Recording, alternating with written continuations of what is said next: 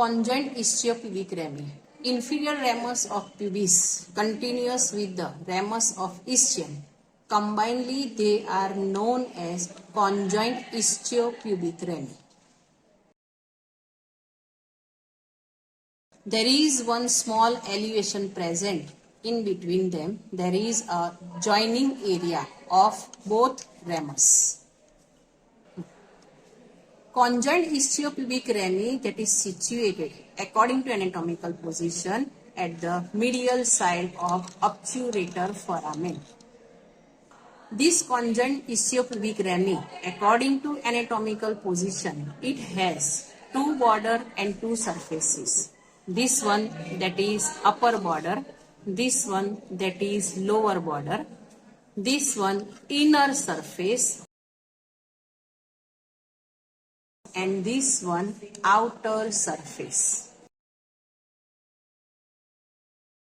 Upper border that gives attachment to obturator membrane that covers the obturator foramen. Lower border that is continuous with the opposite hip bone and forming one angle, or you can say arch. It is known as pelvic arch.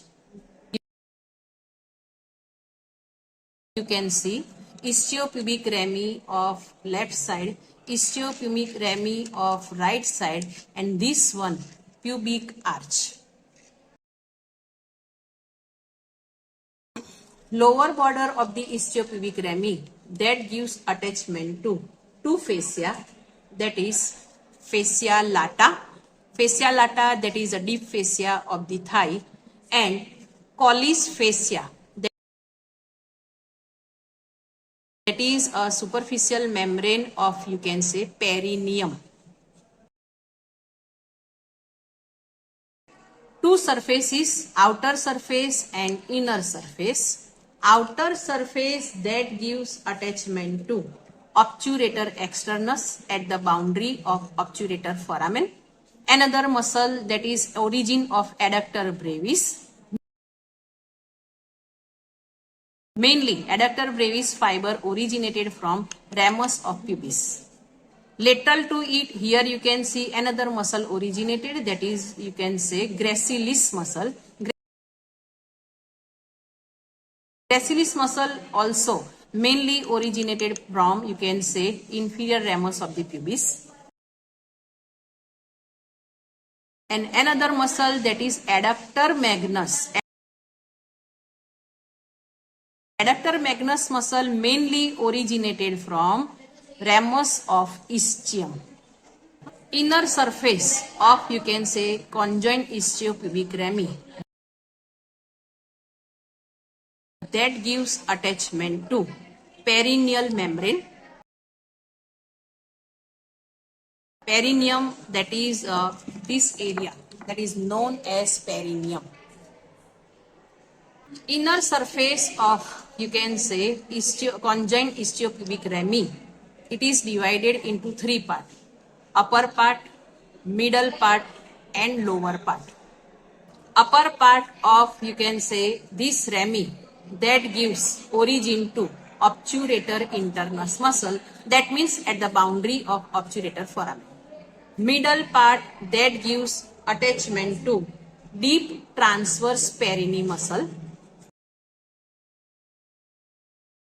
and it also related to dorsal nerve of penis and internal pudendal vessels. Lower area that is related to give attachment to crus penis, and it also give origin to ischio-cavernous muscle and superior transverse perineal muscle. They are the muscle of perineum. Importance of istiopubic rami. Istiopubic rami of right hip bone and left hip bone forming one, you can say, arch that is known as pubic arch. They also form one angle that is known as subpubic angle. This subcubic angle that is very important in differentiating of male and female pelvis. In male pelvis, this subcubic angle that is narrower, 50 to 60 degree angle. In female pelvis, it is wider and forming 80 to 85 degree angle.